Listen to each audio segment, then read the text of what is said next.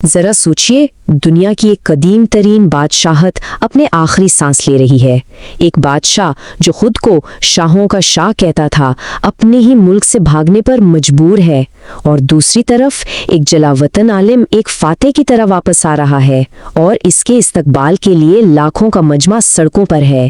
یہ کہانی ہے 1979 کے ایران کی، ایک ایسی تبدیلی کی جس نے دنیا کو ہلا کر رکھ دیا۔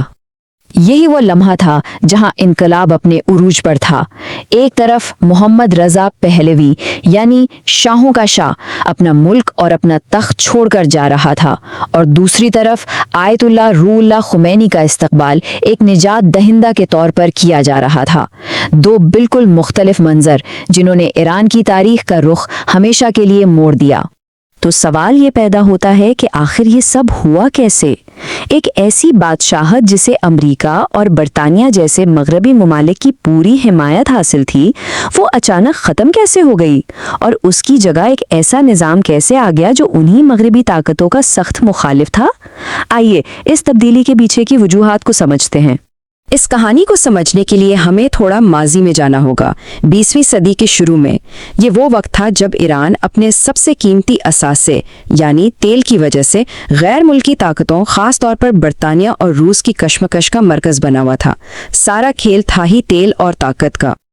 اچھا، تو اس سارے کھیل میں ایران کے حصے میں کیا آ رہا تھا؟ کچھ بھی نہیں۔ اینگلو پرشین آئل کمپنی جو برطانوی کنٹرول میں تھی، ایران کے تیل سے زبردست منافع کما رہی تھی، لیکن ایران کو اس منافع کا صرف 16% ملتا تھا۔ جی ہاں، صرف 16%۔ اپنے ہی وسائل کا اتنا معمولی حصہ، یہ ناانصافی عوام کے غصے کی ایک بہت بڑی وجہ بن رہی تھی۔ اس ٹائم لائن کو دیکھیں تو ایک بات بالکل واضح ہو جاتی ہے۔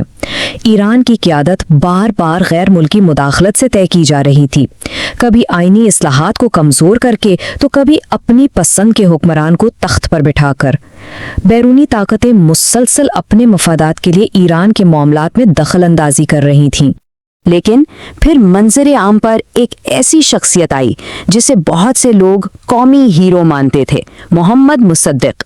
وہ جمہوری طریقے سے وزیر اعظم منتخب ہوئے اور انہوں نے ایک بہت ہی جرأت مندانہ قدم اٹھایا۔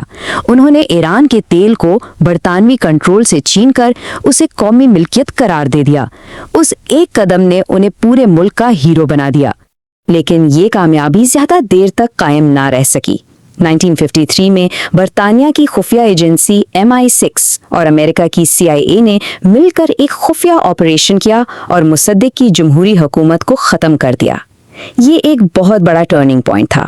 اس بغاوت نے نہ صرف ایک مقبول لیڈر کو اقتدار سے ہٹایا، بلکہ شاہ کو واپس لامحدود اختیارات دے دیے اور ایرانی عوام کے دل میں مغرب کے لیے ایک گہری ناڈویری پیدا کر دی۔ تو 1953 کی اس بغاوت کے بعد شاہ نے ایران پر جس پالیسی کے تحت حکومت کی، وہ ایک طرح سے دو دھاری تلوار جیسی تھی۔ ایک طرف تو مغربی طرز کی جدیدیت کو فروغ دیا جا رہا تھا، اور دوسری طرف سیاسی مخالفین کو بے رحمی سے کچلا جا رہا تھا۔ یہ تضاد بالکل صاف تھا۔ ایک طرف شاہ نے وائٹ ریولوشن یعنی سفید انقلاب کے نام پر زمین کی اصلاحات کی، عورتوں کو ووٹ کا حق دیا اور تعلیم کو عام کرنے کی کوشش کی، لیکن پردے کے پیچھے کیا ہو رہا تھا؟ ایک خوفناک خفیہ پولیس ساواک بنائی گئی، تمام سیاسی پارٹیوں پر پابندی لگا دی گئی، اور جو بھی مخالفت میں آواز اٹھاتا اسے تشدد کا نشانہ بنایا جاتا، یعنی سماجی ترقی کے نام پر سیاسی آزادی کا گلا گھونٹا جا رہا تھا۔ شاہ عوام سے کتنا دور ہو چکے تھے، اس کی سب سے بڑی مثال 1971 میں فارسی سلطنت کی 2500 سالہ سالگرہ کا جشن تھا۔ اس ایک تقریب پر اندازاً $100 ملین خرچ ہوئے۔ اسے بین الاقوامی میڈیا نے دنیا کی سب سے مہنگی پارٹی کہا۔ اس وقت جب ملک میں بہت سے لوگ غریب تھے، یہ شاہانہ خرچ عوام کے غصے کو اور بھڑکا رہا تھا۔ تو شاہ کے ان پالیسیوں سے جو بے چینی اور غصہ بڑھ رہا تھا، اسی ماحول میں ایک مخالف آواز ابھرنا شروع ہوئی، اور یہ آواز جلد ہی انقلاب کی سب سے بڑی پہچان بن گئی۔ یہ آواز تھی آیت اللہ روح اللہ خمینی کی۔ خمینی کون تھے؟ وہ ایک بہت بااثر مذہبی رہنما تھے جو ہر اس چیز کے خلاف تھے جس کی نمائندگی شاہ کرتے تھے، چاہے وہ مغربی اثر و رسوخ ہو، سیکولر پالیسیاں ہوں یا پھر آمرانہ حکومت۔ وہ کھل کر شاہ پر تنقید کرتے تھے، جس کی وجہ سے 1964 میں انہیں ملک سے نکال دیا گیا، لیکن یہ جلا وطنی ان کی آواز کو خاموش نہ کر سکی۔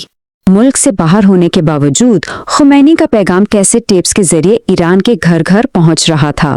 انہوں نے ایک ایسے اسلامی نظام کا وعدہ کیا جو سماجی انصاف لائے گا، کرپشن کو ختم کرے گا اور ایران کو غیر ملکی طاقتوں کے اثر سے آزاد کرائے گا۔ یہ پیغام سیدھا ان لوگوں کے دلوں میں اتر رہا تھا جو شاہ کے پالیسیوں کی وجہ سے خود کو پیچھے رہ گیا محسوس کر رہے تھے۔ تو یہ جو ملک بھر میں بے چینی پھیلی ہوئی تھی، یہ ایک مکمل انقلاب کے طوفان میں کیسے بدلی؟ 1977 کے آخر میں کچھ ایسے واقعات ہوئے جنہوں نے ایک ایسی تحریک کو جنم دیا جسے روکنا ناممکن ہو گیا۔ ایک کے بعد ایک واقعہ آگ پر تیل کا کام کرتا گیا۔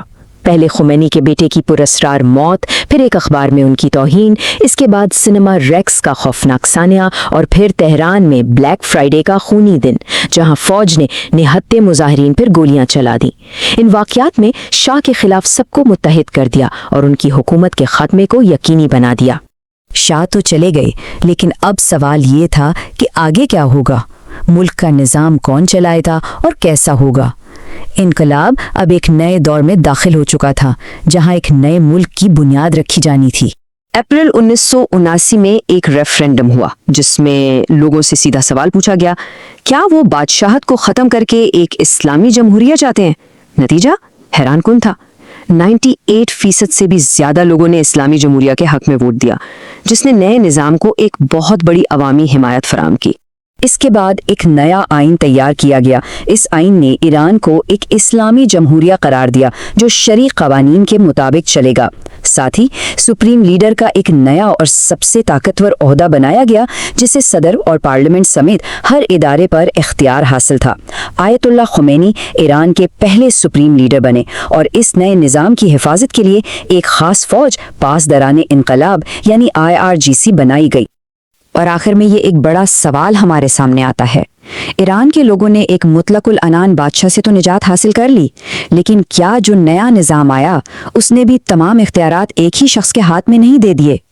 یہ وہ تبدیلی تھی جس نے نہ صرف ایران بلکہ پورے خطے اور دنیا کی سیاست پر گہرے اثرات مرتب کیے۔